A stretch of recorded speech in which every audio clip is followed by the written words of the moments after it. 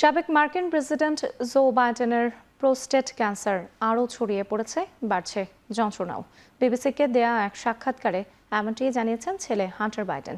News night অনুষ্ঠানে Hunter আরও জানান, এ কারণে বাইডেনের শরীর আগের চেয়ে দুর্বল হয়েছে।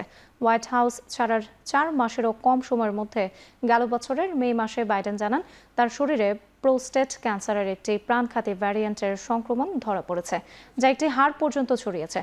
অক্টোবরে বাইডেনের একজন মুখপাত্র নিশ্চিত করেছিলেন সংক্রমণ ঠেকাতে রেডিয়েশন চিকিৎসা এবং হরমোন থেরাপি নিচ্ছেন সাবেক এই ডেমোক্র্যাট নেতা।